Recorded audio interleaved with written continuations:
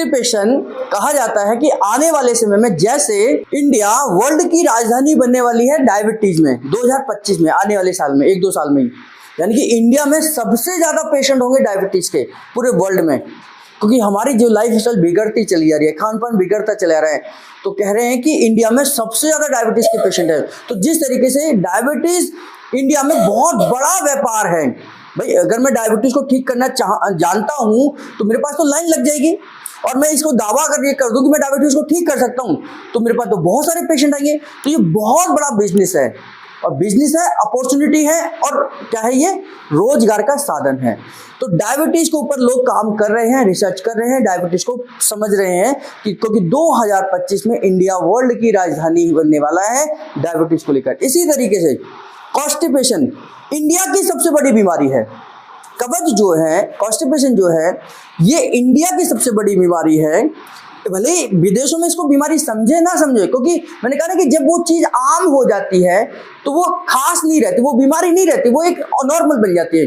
जैसे विदेशों में लोग 3-3 दिन मोशन नहीं जाते, 7-7 दिन मोशन नहीं जाते, तो इसका मतलब है कि वहां 2-3 दिन के बाद मोशन जाते हैं, क्योंकि उनका खान पीन इस तरीके का है। वो मैदा ही खा रहे हैं, तो मैदा जो लोग डेली खाएंगे उनको डेली मोशन आएगा भी नहीं।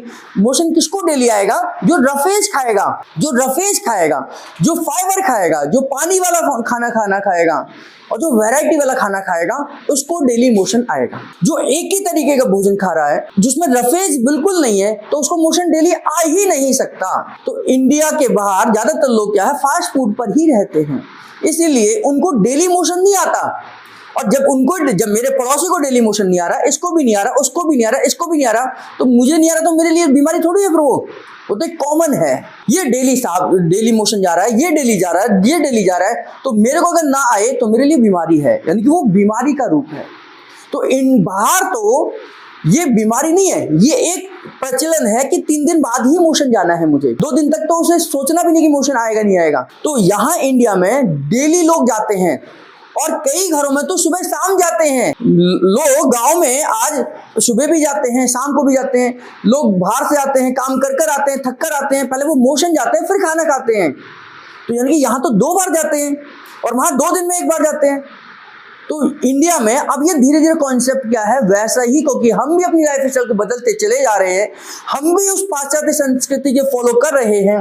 तो धीरे धीरे अब ये जो कॉमन समस्या आ रही है, ये कॉन्स्टिपेशन, कि अब वो 2 से 1 हो गया हमारा, अब 1 से भी 2 दिन में 1 हो गया, अब 2 दिन में 3 दिन में 1 हो जाएगा, क्योंकि हमारी डाइट में भी रफेज कम होता चला जा रहा है, हमारी डाइट से भी पानी खत्म होता चला रहा है, हमारी डाइट से भी वैरायटी खत्म होती चली आ रही है। तो इंडिया की सबसे बड़ी बीमारी अगर हम देखें तो कॉन्स्टिपेशन है। कॉन्स्टिपेशन, मैं नाम नहीं लूंगा उन सेलिब्रिटी का जो एक चूरन का प्रचार करते हैं कि पेट सफा सब रोग दफा। आप लोगों ने देखा होगा वो ऐड कि पेट सफा जब रोग दफा, है ना। सेलिब्रिटी आजकल है नहीं वो इस दुनिया में, वो भी न्यूरोथेरेपी का ट्रीटमेंट अपने कॉन्स्टिपेशन का इलाज के लिए लेते थे, लेकिन अपने पेट को साफ करने के लिए वो न्यूरोथेरेपी का ट्रीटमेंट ले रहे हैं, और दुनिया को बता रहे हैं पेट साफ करना है तो पेट सफा खाना चाहिए। तो ऐसे लोग, यानी कि न्यूरोथेरेपी से हम कॉन्स्टिपेशन पर काम कर सकते हैं। तो constipation is not a single disease, it is a mother of many disease. तो कॉन्स्टिपेशन बहुत बड़ी समस्या है, बहुत सारी बीमारियों की जननी है, और इसमें हमारा आहार ही मेन है, हमारी डाइट ही है। इसके ऊपर एक बहुत बड़ी मूवी बनी, इस सदी के महानायक ने बनाई, अमिताभ बच्चन साहब ने बनाई। पीकू एक मूवी आई थी, पीकू, है ना। उस पीकू में उनको कॉन्स्टिपेशन की ही समस्या रहती थी, उनका पेट ही साफ नहीं होता था। तो वो डेली कभी कोई चूरन खा रहे हैं, कभी कुछ खा रहे हैं, कोई दूसरा उनके यहाँ कोई चीज लेके आ रहा है, कोई उनको नई नई तरकीबें बता रहा है, वो नई नई तरकीबें करते थे।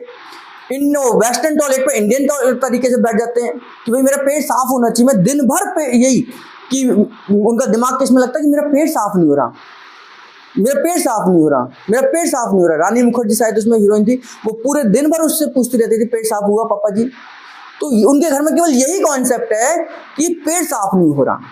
तो अमिताभ बच्चन जी से उस मूवी में कोई पूछता कि आप सबसे ज्यादा कब खुश होंगे, बोले जिस दिन मेरा पेट पूरा साफ हो जाएगा एक बार में, उस दिन मैं स्वर्ग में पहुंच जाऊंगा, उस दिन मैं स्वर्ग में पहुंच जाऊंगा। और ऐसा ही होता है, एक दिन पूरा पेट साफ हो जाता है और वो खुशी के मारे मर जाते हैं, वो सच में स्वर्ग में पहुंच जाते हैं। तो जब उनको देखा कि ये मर कैसे गए, तो पता चला कि उनका पूरा का पूरा पेट साफ हो गया। तो ये इस कॉन्सेप्ट पे पूरी मूवी बनी कि पेट साफ होना इस समय बहुत जरूरी है। अगर लोगों का पेट साफ नहीं हो रहा है तो निश्चित तौर पर धीरे धीरे वो बीमार पड़ रहे हैं। तो constipation is not a single disease, it is a mother of many disease. और ये कारण है आपकी डाइट का। अगर आप अपनी खाने में रफेज नहीं ऐड करेंगे, फाइबर नहीं ऐड करेंगे, छिलका ऐड नहीं करेंगे, तो आपको कॉन्स्टिपेशन होगा ही होगा। अगर आप निश्चित तौर पर टोटल जो आपका सोने का समय है 11 से लेकर 4 बजे, 2, 3, 5 बजे तक का है, 11 से 5 बजे की जो नींद है अगर वो नहीं लेंगे तो भी कॉन्स्टिपेशन होगा, क्योंकि बायोलॉजिकल क्लॉक आपकी बिगड़ जाएगी। अगर आप पानी पर्याप्त नहीं पिएंगे तो भी कॉन्स्टिपेशन होगा, यानी कि 10 ग्लास कम से कम पानी पूरे दिन में पीना है। कम से कम 10 ग्लास तो पानी पीना ही है। तो और तीसरा, खुश रहना बहुत जरूरी है, नहीं तो आप डिप्रेशन में, स्ट्रेस में, कॉन्स्टिपेशन के शिकार हो जाएंगे। तो हैप्पीनेस हार्मोन्स आपके शरीर के अंदर उन ऑर्गन्स को काम कराते हैं। आप जब दुखी होते हैं, जब आप स्ट्रेस में होते हैं, तो केवल आप स्ट्रेस में नहीं है, आपकी स्मॉल इंटेस्टाइन भी स्ट्रेस में है, वो भी तनाव में है। आपने देखा होगा कई बार, जब आपको कई बार कोई ऐसी घटना आपको पता लग जाती है, कोई न्यूज मिल जाती है, तो आपको मोशन आने लग जाते हैं। आपका पेपर आने वाला है, पेपर का स्ट्रेस बढ़ते ही हमें यूरिन और मोशन आने लग जाता है ना। तो यानी कि आप स्ट्रेस में नहीं, आपका पेट भी स्ट्रेस में चला गया, आपका मोशन भी स्ट्रेस में चला गया, तो आपकी पूरी बॉडी स्ट्रेस में जाती है। और उसी का असर आपके, कहा जाता है जो डिप्रेशन में रहते हैं उनको हार्ट की प्रॉब्लम सबसे ज्यादा होती है। एक बीमारी निकल कर आई थी, रूमेटॉइड आर्थराइटिस। जो रूमेटॉइड आर्थराइटिस है, एक ये हार्ट से रिलेटेड बीमारी भी है। इस हार्ट से रिलेटेड बीमारी कैसे हुई, मैंने एक पेशेंट देखा कि वो बिल्कुल हट्टा कट्टा सब कुछ बढ़िया, मैंने बढ़िया कंडीशन में उस पेशेंट को देखा, लेकिन और एक 15-20 साल के बाद में, 15 साल के बाद में मैंने दोबारा उस लेडीज को देखा था। तो धीरे पहले उसके हाथ में अर्थराइटिस आया, बुखार आया, और बुखार की वजह से रूमेटॉइड हुआ, और उसकी वजह से उसको हार्ट वीक हो गया। हार्ट वीक होने की वजह से उसको डेथ हार्ट अटैक की वजह से हुई। यानी कि जब आप स्ट्रेस में जाते हैं, क्यों? क्योंकि उसका सिविल सर्विसेज में सिलेक्शन नहीं हुआ, उसके सपने बड़े थे, उसकी नौकरी नहीं लगी, उसने जितनी पढ़ाई करी थी, जितनी मेहनत करी थी, उतना रिवर्स में नहीं आया, स्ट्रेस आया, स्ट्रेस से डिप्रेशन गए, डिप्रेशन से अर्थराइटिस हुआ, अर्थराइटिस से आपके एसिड जमा होने लगे, आपके टॉक्सिन जमा होने लग गई, और फिर धीरे धीरे आपका हार्ट कमजोर हुआ, और इस वजह से हार्ट अटैक हुआ।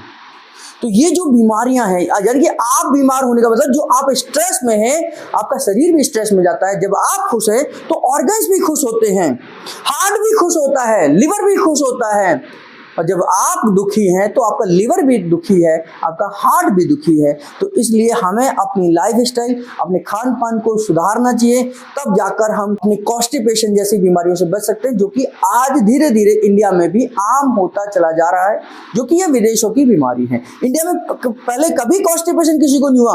वहां तो 2 बार जाने वाले लोग हैं, यानी कि सुबह शाम जाने वाले हैं, क्या हमें सुबह भी जाना है, शाम को भी जाना है, और आज हम 2 दिन में 1 बार जा रहे हैं। तो इसलिए हमें न्यूरोथेरेपी की मदद से, अपनी डाइट की वजह से इन सब चीज़ों पर हम कंट्रोल कर सकते हैं।